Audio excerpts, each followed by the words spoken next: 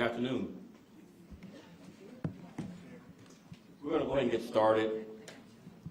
Here today with me on the stage is going to be my staff, but obviously Mayor Lightfoot, Cook County State's Attorney Kim Foxx, and we have New Life Church Pastor Matt DeMatteo,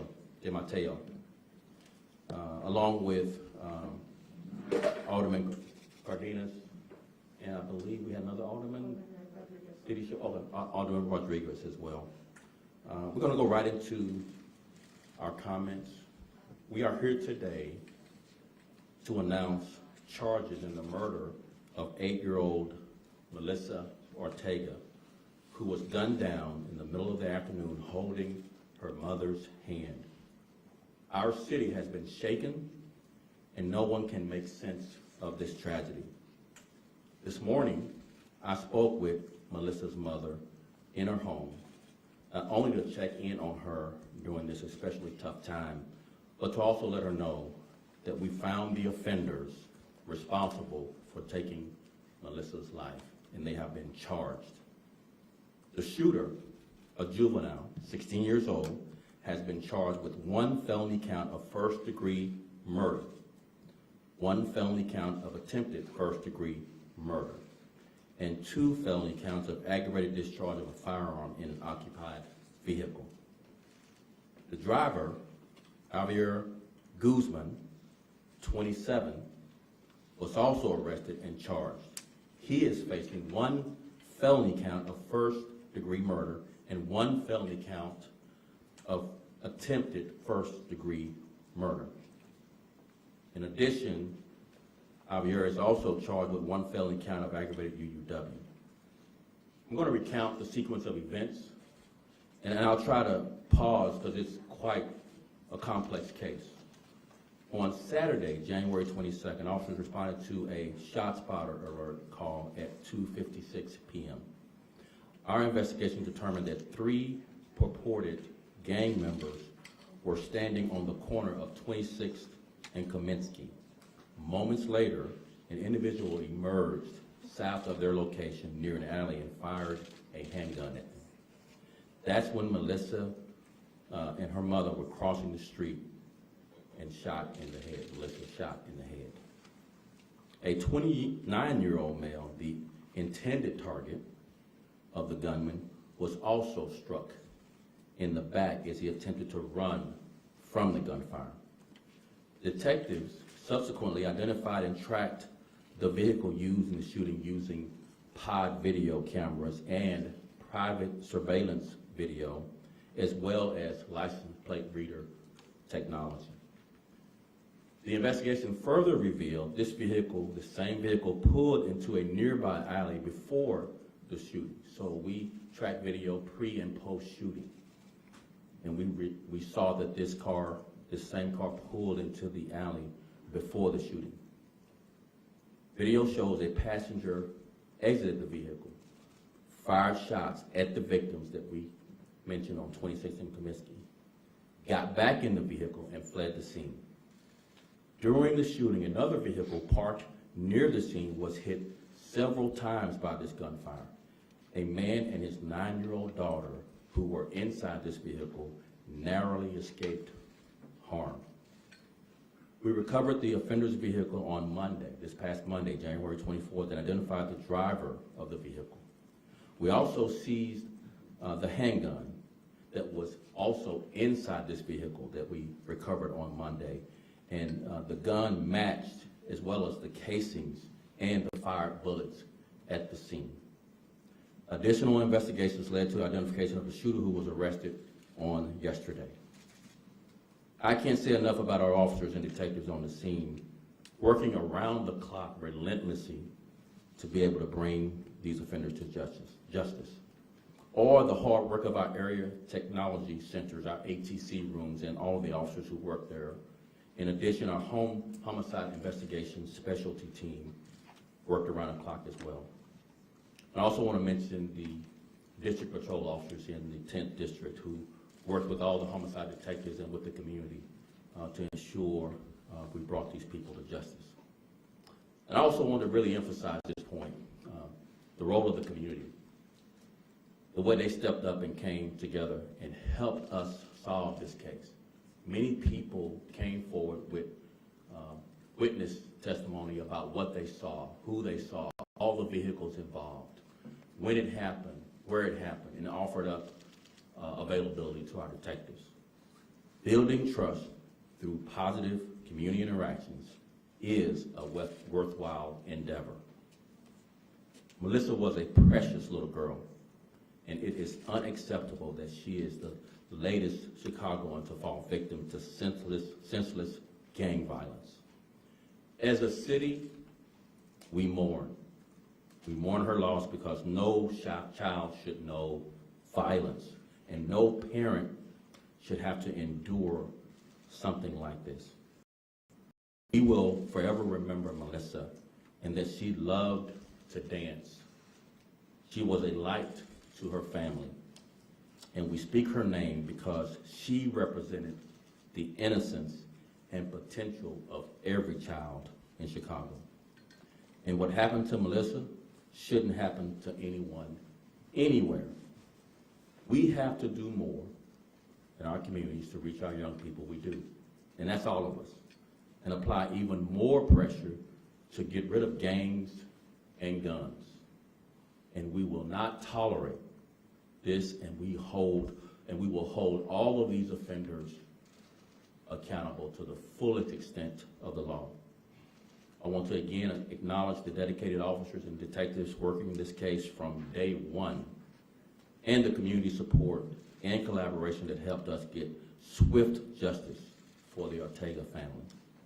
Chicago Police Department can only hope these arrests bring some small measure of closure to the Ortega family and the Little Village community during this very, very difficult time of bereavement. Now we'll turn it over to Chief Angel Navalas, who will translate my comments into Spanish. Angel.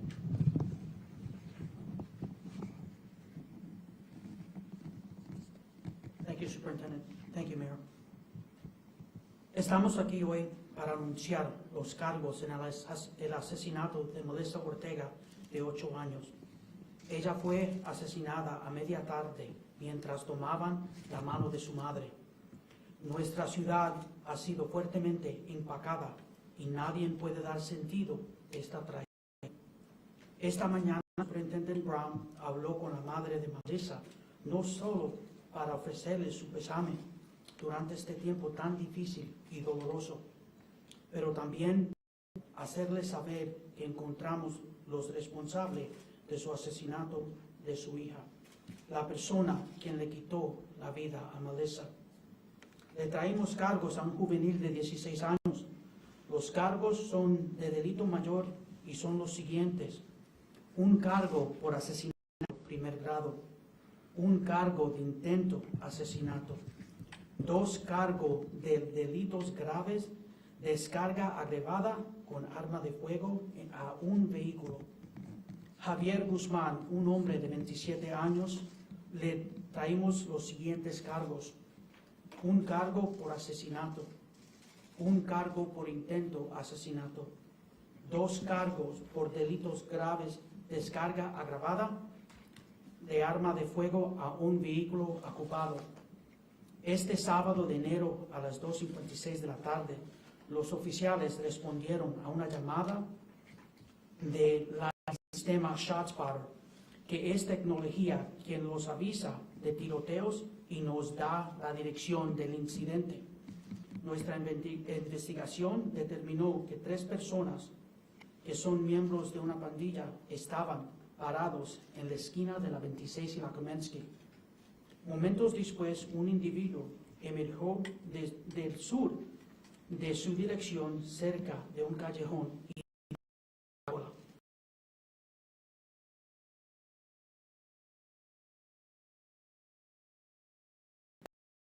disparo en la cabeza. Un hombre de 26 años recibió un disparo en la espalda mientras intentaba de huir a los detectives identificaron y siguieron el vehículo utilizando cámaras de video PAD y video de vigilancia privada y también utilizaron la tecnología de detección de placas. La investigación reveló que antes del tiroteo, este vehículo se detuvo en un callejón cercano. Cuando un pasajero salió del vehículo y disparó una arma de fuego hacia las víctimas, volvió el vehículo y huyó la escena. Durante el tiroteo, otro vehículo estacionado cerca de la escena fue golpeado con balas varias veces. Un hombre y su hija de 9 años que estaban adentro escaparon por poco y no fueron heridos. Recuperamos el vehículo el lunes 24 de enero y identificamos al conductor del vehículo. También recuperamos las pistolas y pudimos comparar y saber que eran los mismos casquillos de la bala. Investigaciones adicionales llevaron a la identificación de la persona quien disparó la arma de fuego y por cual fue detenido ayer. No puedo decir lo suficiente sobre la dedicación y el gran esfuerzo y el trabajo de nuestros oficiales y detectives quienes trabajaron en la escena. El gran trabajo de nuestros oficiales, detectives en los centros tecnológicos de la área y el equipo de especial investigación de los homicidios. Y quiero reconocer, muy importante, a la comunidad por la forma que se reunieron y ayudaron a resolver este caso. Melissa era una niña preciosa. Esto es inaceptable que ella sea la última en ser víctima de la violencia de pandillas sin sentido.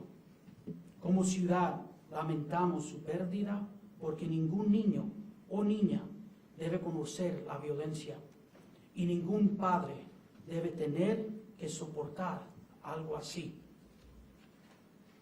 Recordamos a Melissa, quien le encantaba bailar. Ella era una luz para su familia y hablamos su nombre porque representa la inocencia y la potencia de todos los niños de Chicago. Y hoy y hoy lo que le pasó a Melissa no debería pasarle a nadie. En cualquier lugar tenemos que hacer más en nuestras comunidades para llegar a la juventud antes que las pandillas los conviertan en delincuentes y aplicar más presión para deshacernos de las pandillas y las armas. No toleramos y vamos a traer a los responsables de actos así a la luz de la justicia para que rindan cuentas. Quiero conocer de nuevo a la dedicación de los detectives que trabajaron en este caso desde el primer día y el apoyo de la comunidad que los ayudó a obtener la justicia que la familia de Ortega necesitaba. El Departamento de Policía solo puede esperar que este arresto traiga algún tipo de cierre a la familia Ortega y a la comunidad de la Villita durante este momento tan difícil. Gracias por su tiempo. And now I'd like to introduce Cook County State's Attorney Kim Foxx.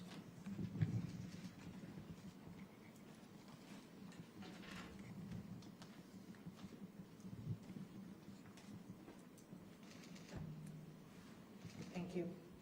Superintendent Brown, Mayor Lightfoot, CPD staff, as well as my first assistant recently here who joins us today, as well as members of the community. The murder of 8-year-old Melissa Ortega is horrific. Melissa is an American dream that has seamlessly and senselessly been taken from all of us while merely walking down the street on a Saturday afternoon with her mother. To Melissa's mom and her family, I have no words that are of comfort to you, but I am committed to getting you justice. To Melissa's classmates at Zapata Academy, we as a city must all do better for you. I know how hard it is to lose a classmate. I, as a student at a CPS school, lost one as well. I've experienced it, and I want you to know that I see you and I understand you. This violence in our communities across this city will not be tolerated. We are simply tired of it. Collaborations with our law enforcement partners and the community are a critical piece in combating violence. As Superintendent Brown said, that while the police and detectives of the Chicago Police Department and the Assistant State's Attorney of the Cook County State's Attorney's Office worked tirelessly through the night to get to this point today, we could not be here without the commitment of the members of the community who were willing to step up and to speak out on behalf of Melissa and those who have been impacted by her tragic death. We are grateful for the community. As I've said repeatedly, the way that we get justice in our courtrooms is through law enforcement and community working hand in hand.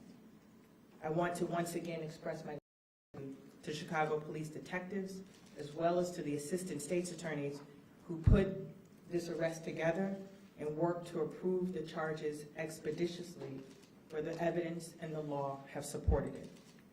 I want to also say that in my office, victims and survivors are at the center of our work, which is why we practice a victim-centered and trauma-informed approach to prosecution.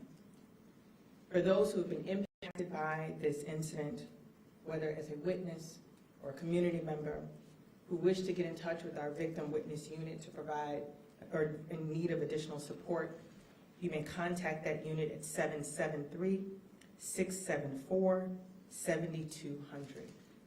As the superintendent indicated, both of these defendants will be in court tomorrow for a bond hearing at 11 a.m.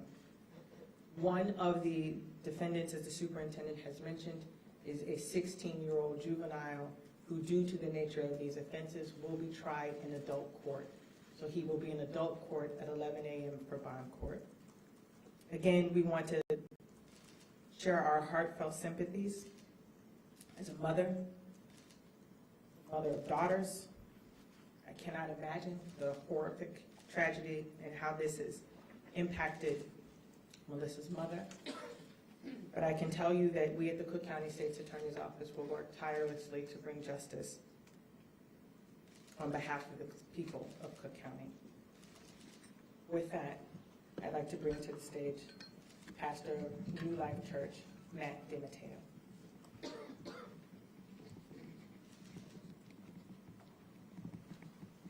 Good afternoon. My name is Matt DeMatteo. I'm a pastor at New Life Community Church, the executive director of New Life Centers. And I've lived and served in Little Village for the past 22 years. Sadly, I've buried dozens of young people over this time. And this week was one of the most tragic and sad that we have faced in my time here and as a community. I'm going to keep my remarks brief because I have a prepared statement from the family. We've walked with the family since Saturday afternoon at 2:45. We've walked with them in planning and preparing and healing. And it's been a heavy, heavy season, but the family wanted to say thank you for all the support. As of this moment, we've seen well over, I think the last time I saw $65,000 come in on the GoFundMe. I'm sure it's higher than that. We've seen an outpouring across the city, different departments, people helping the family on their journey toward healing. So on behalf of the family, a big thank you to the city for coming together. Now I'm going to read a prepared statement from Araceli, the mother of Melissa. Even with the immense sorrow I have been feeling this week, the media has forced me to make a statement with their nonstop calls and knocks on my front door. I hope this statement is more than enough and you let us grieve in peace. Words cannot describe the pain I am feeling. On January 22nd, I lost my greatest treasure in life. I lost my princess. She was the reason why I got up every morning. Everything I did for her. We immigrated from Mexico 6 months ago. We were filled with dreams and had high aspirations. We imagined a better life here. We came in search of the American dream we so famously hear of, but instead I get to live a nightmare for the rest of my life. Moments before the incident happened, Melissa asked me, "Mom, can you buy me a hamburger? To which I replied, of course. Do you want it now or after we go to the bank? We can go later. I'm not that hungry right now. But you promise you'll buy it for me? In that moment, I promised her I would buy her that hamburger. However, I couldn't. I wasn't able to fulfill that promise. My daughter stopped holding my hand, and without explanation, I found her on the floor with a puddle of blood and a bullet to her head. To the aggressor, I forgive you. You were a victim too. As a 16-year-old, the community failed you, just like it failed my precious baby. Although I do hope that in the many years you spend in prison, you get time to reflect on your actions because you took away the most valuable thing I had in my life, my Princess Melissa. I ask the community to help me preserve her memory. Don't let her die in vain. We should be filled with sadness, but anger as well. How is it possible that a little girl dies in broad daylight? How is it possible that we can send men to Mars, but we can't fix the gun violence in our city? How is it possible, let Melissa be the last child who dies from gun violence in this neighborhood? We want safer neighborhoods. We want our kids to grow big and strong. No mother should have to bury their own child. Violence shouldn't be something we grow accustomed to. As a community, we failed Melissa. As a city and state, we failed Melissa. As a nation, we failed Melissa. I ask the community leaders and mayor to continue to take action and prevent innocent children from dying.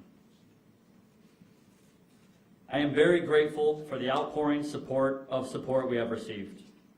From your donations to your prayers, thanks to your donations, we will be able to take Melissa back to Mexico in the upcoming week. God gained an angel, but I will always remember her infectious smile. Help me preserve Melissa's memory. Help me bring justice and order to this violent neighborhood. That's the end of her remarks, and I'd close with this. We'll be having a funeral here this week. Then we're working to send the family to Mexico, which will be the final burial place of Melissa. And I'm calling on the media and others to please show respect to the family. As you can see from the beginning remarks, it's been a tough road. And please, as the funeral happens here, as the process of transition to Mexico, please give the space to family. Please respect their wishes. There will be no more statements. There will be no more interviews. Let the family begin to heal. And now I'll introduce Mayor Lightfoot.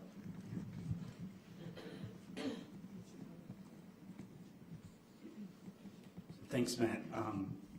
I'm 22nd Ward Alderman Mike Rodriguez. This incident occurred, this tragic situation occurred in the community I've called home my entire life. Saturday afternoon and early evening, I was alerted to this tragic incident and immediately went to the site where I encountered 10th District Police and Area 4 detectives going door to door with businesses, with residents, trying to see if there were any leads and any video. I was there working with them, translating for them, and I want to stop and say thank you for your tireless work. Our community owes you a debt of gratitude for bringing at least a little bit of justice to Melissa's mother, Araceli, and to the Ortega family. I also want to say, as a community, the Lalita community, the Little Village community has come together to wrap their arms around the Ortega family. I want to thank Pastor Matt DeMatteo and New Life. I want to thank Chicago Survivors, particularly these organizations, along with others, have been walking side by side with the family, supporting them. I've been on countless calls, over a dozen, with 10th District Commander Will Bentoncourt, who I want to thank very much for his work. I've been on calls with the Chief Medical Examiner, Pani Rukumar, thank her for her work in this situation. But most importantly, I want to come back to thanking people like Matt Mateo, Elena Calzada, people who have worked hand in hand with the family. As Matt stated, we've been able to raise a significant amount of money for the family. They'll need it. But what a tragic situation. A family who's come to this country not 6 months ago and is the victim of senseless violence. You know, growing up in the community, I was firsthand witness of that violence. And I dedicated my career to try and bring peace to our community. I will not lose hope. We as a community will not lose hope.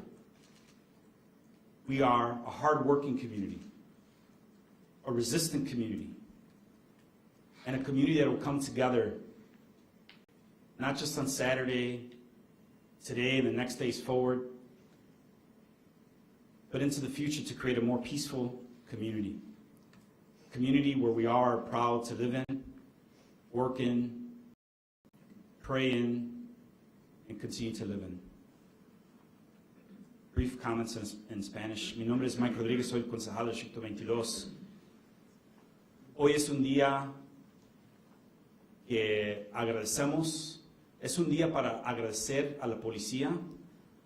Momentos después, horas después del evento que pasó, la tragedia que pasó el sábado, ahí estuve con la policía tocando en puertas, con los negocios y también en los residentes de la comunidad La Villita, buscando evidencia, videos de nuestra comunidad para una justicia para la familia de Melissa Ortega, la mamá Araceli y su familia. Y lo puedo decir que yo agradezco al trabajo que hizo la policía y también la comunidad, porque la información sobre este arresto, estos cargos, viene de la comunidad, viene de la unidad y el apoyo que ha dado la comunidad a la familia Ortega.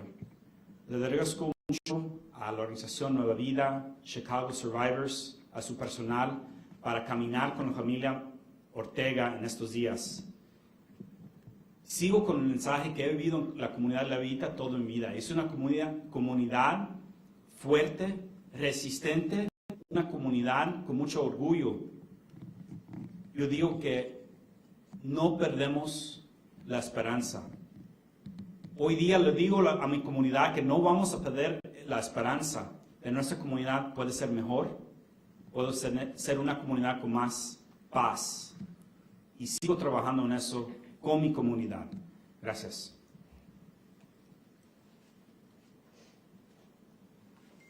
Yes, I need it. Thank you. I share part of Little Village. I just want to say thank you. So obviously, CPD, we're here for that reason, but before that, mourn for Melissa. I feel for the mom, Araceli. We mourn with her in such a way that it's just unimaginable. I have 3 daughters. One is 4, the youngest, and I cannot imagine life without her.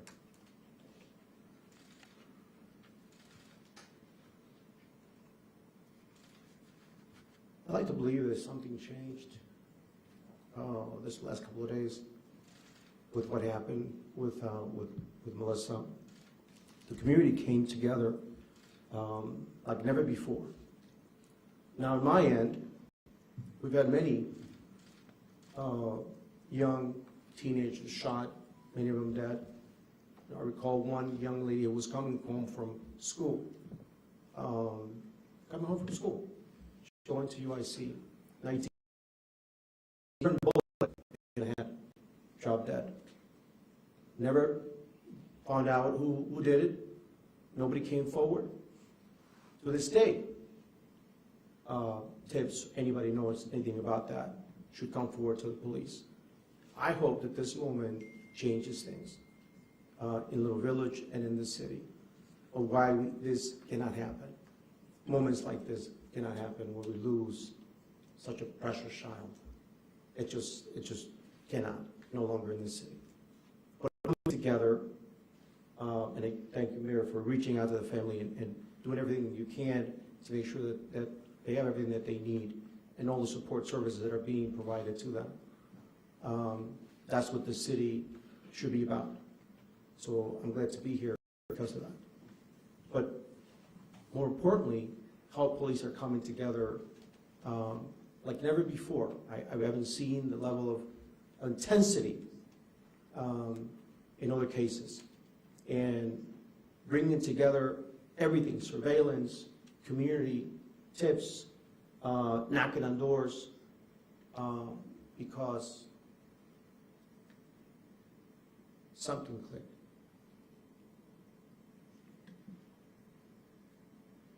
If you look at her, a child, her face,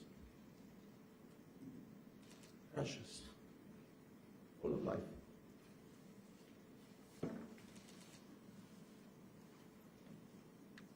It's terrible where we find ourselves. But there's silver lining coming together and changing this. And I hope there's a law in Springfield coming, Melissa's law, that punishes to the utmost those who give guns to minors, those that are really the true culprits of what's happening in our communities. Because minors are being with guns to do the crimes, to kill people at that age. And that should be unconscionable. And it should be one of the things that we should tackle when it comes in this state and hopefully in this country. Those responsible for putting guns in the hands of children, because those are children, 16 years old is a minor, is a child, are the true responsible criminals for what's happening in our communities, in our city. And I hope Stacer's office, and she personally prosecutes this individual to the full extent of the law, because that where the city changes.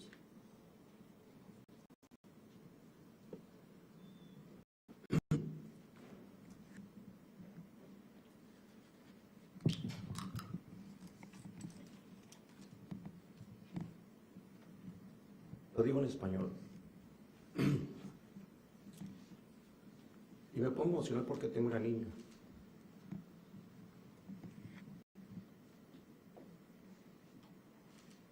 Chiquita.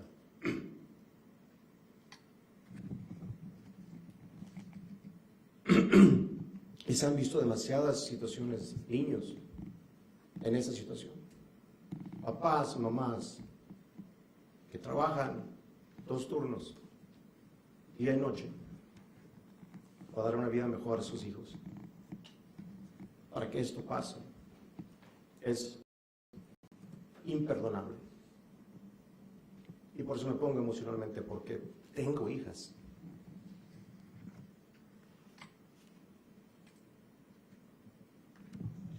Ustedes tienen hijas. Que no vuelva a pasar. Las leyes tienen que cambiar. Los responsables que ponen las armas en las manos de los menores, de los niños, tienen que pagar como nunca. Lo máximo debe ser el crimen más penado. El crimen más penado debe ser un criminal que pone una arma en las manos de un niño. Y como sociedad deberíamos asegurar que eso pase. Gracias a todos. Les digo a la gente, no pierdan fe, no pierdan el optimismo. Las cosas están cambiando, pero necesitamos su ayuda. Donde un crimen ocurrió, ponga su parte. Usted es parte de la solución. Gracias a la policía, al superintendente, todas las gentes que pusieron su esfuerzo. Por eso estamos aquí. Estamos cambiando en este momento. Ojalá sea un momento de luz, donde esa luz No se ilumine.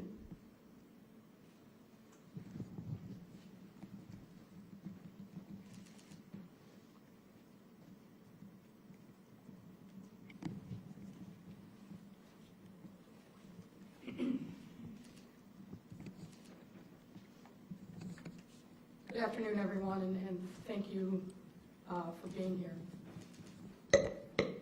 A lot of powerful statements this afternoon. I want to first thank Chicago Police Department, Superintendent David Brown, Chief of Detectives Brendan Dean, and particularly the hard-working, patrolmen that supported them, who worked tirelessly literally around the clock to bring us to this moment, identify and apprehend, and with the help of the state's attorney to charge the individuals who were responsible for taking the life of young Melissa Ortega. And these folks, as I said, have been working tirelessly around the clock to solve this case and bring those responsible to justice. We also have to give thanks to the state's attorney's office, the assistant state's attorneys who worked hand in glove with our officers and detectives who helped guide this investigation from its outset, and who pushed us to make sure that we had very airtight cases so charges could be brought against these individuals. And again, thank you, State's Attorney Foxx and the team for all of their hard work as well. I also have to thank Pastor Matt and New Life, who has been an incredible champion for the vulnerable and for the dead and dying in Little Village. I have to thank the entirety of the Little Village community, who once again rose to the occasion to wrap their arms around this grieving family, as they continue to do so, but also to provide important leads and support. I have to thank the two aldermen, Alderman Rodriguez and Alderman Cardenas, who I know themselves went door to door, talking to folks, helping them overcome their fear, looking for a video that might be helpful. So thank you always for your work on behalf of the residents of your wards. Ladies and gentlemen, we've lost too many violence in Chicago. Too many. This tragedy, sitting on top of so many others, has scarred and broken the heart of our city. Imagine coming to Chicago life for your and then losing your child, literally as you're walking down the street, hand in hand, thinking about a lighter moment, and having that child disappear in a hail of gunfire.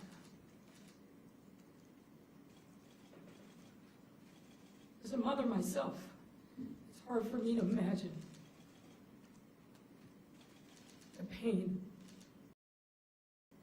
that Araceli feels. That will haunt her, no doubt, for the rest of her days. No one should have to endure this kind of pain. We again express our sincere condolences on behalf of a city that's broken by this tragedy to Melissa's family. Well, nothing can bring back her life, taken far too soon. I hope that the fact that we are standing here today, this department and the state's attorney announcing charges, will bring some measure of solace to this aching community. I hope it sends a message to those who wish to cause harm and fear and tear apart our city and act with no regard for the sanctity of any life, that we will hold you accountable, and we will do everything in our power to make that happen. I mourn for the people of Little Village. I've spoken to too many mothers in that community who told me that they're afraid, afraid to simply step outside of their homes and live their lives. Afraid because they believe that the gangs have taken over. spoken to so many young people, as recently as this week in Little Village, who walk past murals, the names of those lost by gun violence, and that becomes their norm. What they've told me is that they need more support to be able to live their lives, freedom and without fear, and to be able to grasp the opportunities that are there and fulfill their God-given potential. Little Village is a rich and vibrant community that has seen too much heartbreak, far too many children living in the shadows of gun violence, too many elders who are also living in fear. It's our obligation, neighbors, and my obligation as mayor, to work with the stakeholders and leaders of Little Village to bring peace there once and for all. This isn't a problem that just arose on Saturday. It's not a problem that just arose this year or even last. It's been a problem of long standing, and it's way past time that we unite, that we come together, and we bring peace to this beautiful, vibrant community of Little Village. We have to provide every possible support and resource that amplifies the strength and vibrancy of this community. After all, it has the second largest commercial district in our city. But all that gets dwarfed. People are afraid. Been afraid for many reasons, and most recently because of violence. We have to disrupt the lure of street gangs who are preying upon the young children of this community and others across our city. With promises of things that can never be delivered, and if they are only short-term and they evaporate so quickly. I agree with the statements of the Alderman. Anyone who gives a gun to a young person and puts it in their hands, knowing that this young child is too immature and impulsive to be able to control themselves. We got to do something about that and prevent that from happening. The kind of opportunities that Melissa Mom saw should be available to everyone. She shouldn't be leaving this country thinking that she made a terrible mistake by bringing her child here. So, we have a challenge. All of us, everyone. We must step up and meet that challenge. The words of Araceli hang over this room. It's hard not to break down and weep, listening to the pain of this mother who now has to endure this tragedy, who is going to be sitting at a funeral later today and later burying her child. Way too early, way too soon. But I do have hope, and I'll tell you why. I have hope because of the people, strength and resilience of the people of Little Village. I've seen them rally time and time again. This is not the only time. I have hope because there are people there who love their community and love their city. And I have hope because I know that we can rise to this challenge. We have let the people of the city down, but we let ourselves down as well.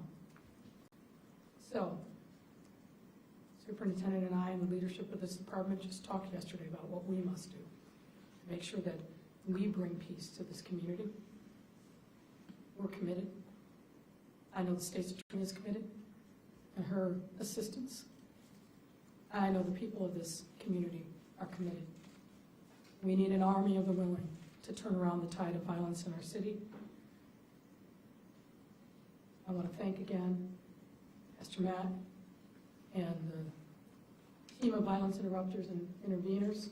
I want to thank those on my staff who also rallied immediately to make sure that we were activating the entirety of city government to come to the aid of this family and this community in time of need. I want to thank the others who rallied to support this family. That is what we need to turn this tide around from violence. So with that, we're happy to take first on-topic questions, and then if we have time, we'll come back Will do. on topic questions. Thank you so much, Mayor and members of the media. Alex Murphy and I will bring down the mic to you. Just a favor, please keep your mask on while asking a question. We'll start off with Craig Wall from ABC 7. Craig? I've actually got off topic, so deferring to my colleagues. I just wanted to ask about that. Dana Cosell? Dana Cosell, CBS 2 News. First, this perhaps is either for the superintendent, mayor, or the state's attorney. Can you please tell me if the 16-year-old, I know he's charged as an adult, but he is a juvenile, does he have a juvenile record? And if so, can you please provide the details? He is a juvenile. He does have a juvenile record. We will be providing a full recitation tomorrow at his bond hearing in respect to the Juvenile Confidentiality Act. We will of his record tomorrow afternoon at his bond hearing. But nothing before bond court? No. Okay, and then I have one more on-topic question. I'm not sure who would like to field this, but Alderman Cardenas talked about the community coming together. Unfortunately, I've covered many of these very tragic announcements, and rarely do we see the superintendent, state's attorney, and the mayor together at these sad announcements. So what does this appearance from the three of you who've lobbed criticism at one another over the past several months, what does this signify? Well, I think I've been saying for the last several years that we have been working collaboratively with the Chicago Police Department on cases that make the news and others that do not. This is a horrific tragedy that's been evidenced by the outpouring that you've seen over the course of the last several days. As the mayor has said before, as the superintendent has said before, we need all hands on deck to deal with the violence in our communities. And the tragedies that we have seen in the course of this year and last, and historically, requires us to come together. This is an open manifestation of our commitment to work together to ensure that all of our communities are safe. Now, I would just add, it is a unique opportunity for us to have a public showing of what happens behind the scenes, but also, I think, to rise to the challenge of how this community has come together. Normally, when we have gang-related shootings, no one speaks to the police, including the victims. There was a high level of street justice retaliation, as you all have covered, for many, many years. But everyone involved in this incident came forward to help us with information to break this case. So if the community can come together in unique ways, so should we. We have behind the scenes, but I think the public aspect of this press conference is important to convey a message not only to the community, but also to offenders. We are working as a team to bring you to justice when you commit violence in this city. Mayor? Well, I just want to amplify the comments that the state's attorney has. The tragedies of 2021, I think, were a moment of reflection for all of us. And we do talk and work together on a regular basis. And I think, as the state's attorney said, this is an opportunity for us to demonstrate how we work behind the scenes publicly. And certainly this tragedy of the taking of the life of this young girl has pricked the consciousness of all of us. But really the tragedy of 2021 with so many shootings and so many homicides. You know, we get asked all the time, well, what's going to be different about this year? And I think, as the superintendent just said, we are seeing communities rise up and really let their faith overcome their fear. We would not be standing here today if the community hadn't come forward and said we're not going to tolerate this kind of horrific murder in our community. We are going to rally together and do everything we can to support bringing those responsible for justice. And what would we be like if we didn't match their passion and their enthusiasm? So I think you'll see more opportunities for us to demonstrate a unity of purpose. We're not going to agree on every issue, but we do agree that violence has to be addressed in a holistic way and that we've got to do everything that we can to make sure that we hold those accountable. And it starts with bringing them together and getting them charged. And again, I want to thank the state's attorney and her team for their support and for their tireless work. We all have the same mission, which is to keep our community safe. Thanks, Mayor. Liz from ABC7. I just wanted to know if we had any updates in any of the cases. We've had at least 2 teenagers in the past few weeks gunned down and killed after school. Caleb Westbrooks, are you dedicating the same kind of resources to those cases? And is the community cooperating? Have you made any progress on those? And then also, if there's any update in the hit and run investigation. So I'm going to bring up Chief Detective Brendan Deegan an update. You have to give us a little bit more information about the 2 cases, but so we can give you information. But yes, as far as committing the same level of resources, we have done that. Primarily in communities where people cooperate, things go faster in the investigations. Where they don't, it's much more challenging for us. That's why we really highlight those cases to other communities that may not have a sense to collaborate with us, how quickly the cases can be resolved, how closure can come forth if you cooperate. You know, it's been a broken trust, and it's been broken on Chicago Police Department side with some of these communities, and so we're overextending a kind hand to these communities. We're really highlighting engaging the community to build trust for every officer, regardless of your assignment. That challenge of getting in the community, getting out of your car, getting from behind your desk to build trust so that we can have quick conclusions. If not prevent, we can quickly bring people to justice with the collaboration in the community when we have tragic incidents like this. Brenda, you want to come up and just update on the 2 cases she asked about? So I think we're, kind of on topic now, so I'll get offline with you on those updates. I don't have a current status. And anything in the hit and run of the retired police officer on Toohey Avenue last week? That's an open active investigation. We do have some updates on that, but not anything that I can share today. Thank you, Liz. And Nate Foxx. Nate Rogers, Fox 32. So I know you all said you're going to discuss this in tomorrow, but State's Attorney Fox, we're hearing that the 16-year-old has recent arrests for robberies, even a felony carjacking case, and it just been released from electronic monitoring some weeks ago. Can you confirm that at this time and just simply answer the question of why we are continuing to be at this place where we're having conversations about suspects reoffending? So, as I said earlier, we will be going through a recitation of the 16-year-old's criminal history tomorrow at bond court, but I can tell you that as of today, he was not on electronic monitoring. I've heard that there was some chatter about that. He was not on electronic monitoring today.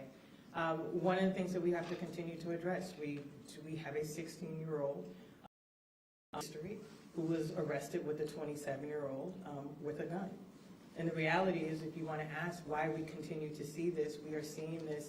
This is not a new phenomenon. As I mentioned in my remarks, this was a phenomenon when I was in high school. We have to be able to have, as the mayor has said, a whole-of-city approach to this, to deal with the fact that young people are not going to be able to be incarcerated for the rest of their lives. So when they come out of the criminal justice system, to be able to have some measures of support to deal with that. Because we are seeing people come back out and reoffend. That is not unique to this situation. What needs to happen is that we have to wrap around services to young people who are impacted by violence within their communities. It is the good work that the pastor has done in Little Village, where he's seen people come in and out of the criminal justice system. And so it is incredibly frustrating because it's also foreseeable. If we do not have resources and outlets for young people who are involved, whether they're caught in the criminal justice system or not, we will continue to see engagement like this. And so it is incredibly frustrating. We will have a recitation tomorrow, but we have to talk about violence prevention. We have to talk about reentry at the same time as we talk about accountability. All of those things together keep our community safe. Gotcha. And then my last question, Superintendent Brown, had your agency already been in contact with the guys that are involved? One of the hurtful things for me in talking to residents in Little Village over the weekend was them saying we're seeing this every other day, people getting shot in Little Village. We know that there's been a long-term, folks in Little Village have been dealing with decades of violence as it relates to gangs. Did you all already have eyes on these guys? Did you know what they were up to at this time? So as we recounted in the TikTok of what happened, this young person is just randomly picked up by this adult. We believe they knew each other. And like many young people, I think the mayor recounted it, the impulsive nature of a young person being handed a gun to mete out violence is such a spontaneous foresight, as you mentioned, likely was a challenge too great to overcome, to be ahead of the impulsive nature of a 16-year-old and anticipate an adult giving them a gun at a particular time where 3 people in a rival gang are seen as they drive by. I mean, it's just too many spontaneous, impulsive things happening. This is not a planned, this wasn't a hit or anything like that where adults are conspiring. This was a 16-year-old making such a tragic decision that will affect the rest of his life. That foresight is one of the things that likely wouldn't have been something that we all could have done as police officers. But we do have significant resources dedicated to the 10th District, particularly Little Village, before this happened, and we'll continue that, primarily focused on these particular gangs to take them down. So soon you'll be hearing more. We're not done with you for what you calculated behind the scenes using a 16-year-old to mete out violence, the influence these gangs have over our young people, the filthy lucre that they use to entice them. We want to take from you, and we want to dismantle the reasons for you being in a gang and for these tragedies to continue to happen. Thanks, Superintendent. Stephanie from the Tribune. Hi, my questions are actually very related to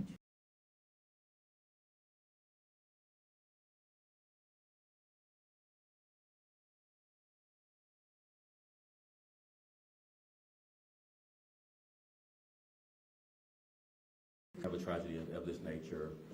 Recounting statistics just doesn't make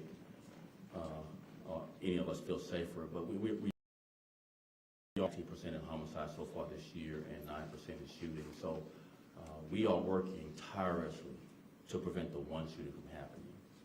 Our officers are running toward danger. They're running toward, but as they're going down dark alleys, even this particular case involved long hours of staking out, trying to find this car in gang conflict territory in the Little Village area. We've made a lot of arrests before and after this incident happened, and we'll continue to make a lot of arrests. We'll continue to focus on these particular gangs that's had their grips far too long on Little Village, and our goal is to dismantle them and not see them again. Send them to, if we can't get federal penitentiary time, send them to state prison to where they cannot hold these fine people hostage in their own neighborhood. So just to clarify, that decrease is citywide, right? Yeah, so far in the 10th District as well, which is Little Village. Okay. Yes. And then the 16-year-old, you spoke on it a little bit. Is there any concern that he was threatened by any older gang members? Or do you know how far his involvement goes? We don't have any evidence to support that. Thanks, Sue. We'll move on to Erica from Univision Chicago. There are several things that are not clear to me. I'm so sorry. Mr. Attorney Foxx, so he is 16. He's going to be tried in adult court tomorrow. Yes, ma'am. So we're going to be able to know his name, his record, and everything we will know more about tomorrow. Correct. Okay, perfect. That was my first question. My second question, and I'm so sorry because I didn't understand that part. My second question is, was both of these individuals, given Guzman and the minor, was on the radar of the authorities before this incident? Did you know that they were affiliated to the gangs? Do you know,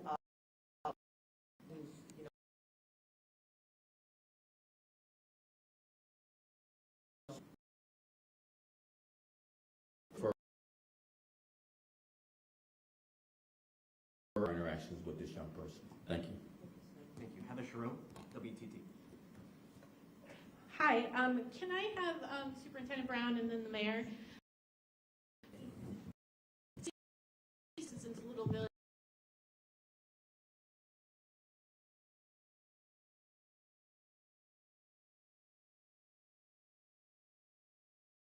They'll be in effect, and yes, with retaliation.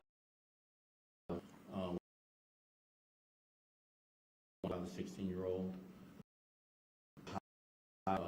retaliation on our radar, and so we'll keep those resources in place.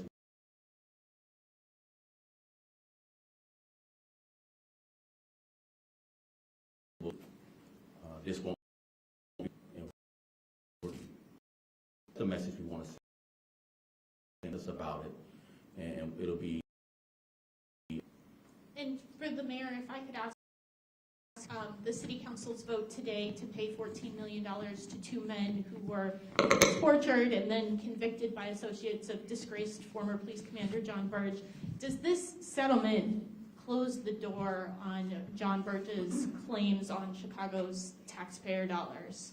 I don't have an immediate answer to that, but I will get it to you. I mean, look, the fact of the matter, just to recount the history, John Burge was fired from the police department in 1993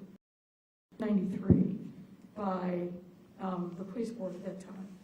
And we have paid, as a city, an unbelievably heavy toll for his crimes. And I'll call them crimes. But we can get you specific information about whether or not there are any other cases in the pipeline. But these payments are obviously of great concern to me, not just for him, but we have others that where there's serious allegations of misconduct, and we have to make sure that when the claims are valid, that we do what we can to address the harm that's been done. Thank you, Mayor. Tom Schuba, Sun-Times. Hi, Superintendent. Can you give us any background on the gang dispute that sparked the shooting and kind of already taken on the community? So we're being careful again. Gangs love their name spoken by police officials and others.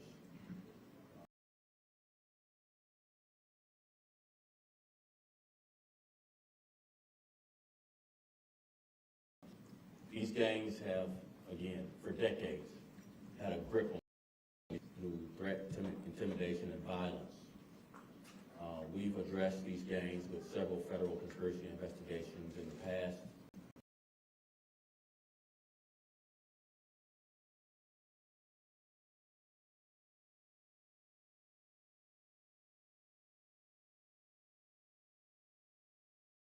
Gangs, if you look back from the 90s till today, you know, many gangs are for federal ill-gotten gains.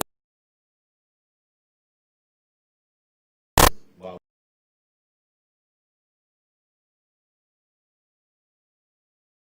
I just want to take an opportunity, you know, Al Capone wasn't arrested for the violence he meted out here. He was arrested because we took his stuff. He didn't file his taxes. And the violence he took with him to the federal pen to his death upon release. So it's smart to go after the ill-gotten gains, to dismantle these gangs, and also take away their opportunity to dangle filthy money they earn, blood money I'll call it, to our young people. You know, the jewelry and the cars and the cash that they flash in front of our young people to entice them into this life. Take that away and you dismantle them and their opportunity to entice our young people. Craig Wall, Front and Center. Mayor, thank you. Without addressing this particular case this morning, Arnie Duncan had some very critical comments of how the police are being run and utilized. He called it a system of crisis. Can you respond to some of the criticisms? And obviously, we're sounding very much like a potential mayoral candidate.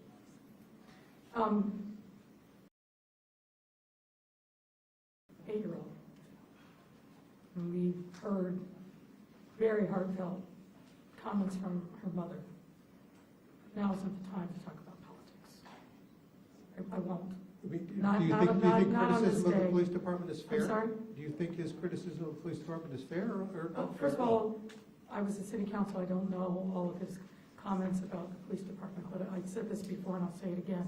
Anybody who thinks in the midst of this violence that the best thing to do is defund our police department, not provide them with the support and resources they need to be able to frankly address exactly the kinds of violence that we're talking about, isn't a serious person. No, people all over the city, neighborhood after neighborhood, they don't want to defund our police department. They want our police department to be respectful and constitutional in the work that they do, but they want the police to protect them. And somebody who's proposing that we basically just let the numbers drift down and take away resources from our department, it's not an either-or proposition, and I think I've demonstrated that. We know that the long-term play to end violence, to bring peace to neighborhoods, is to invest. And we've got billions of dollars in investments to prove just that. But defunding the police at the same time to take away resources, that makes no sense to me whatsoever, and I don't think it makes sense to most people in the city. But I'm not going to talk about politics. Thanks a lot, Mayor. Thank you, Superintendent. That's a wrap, everyone.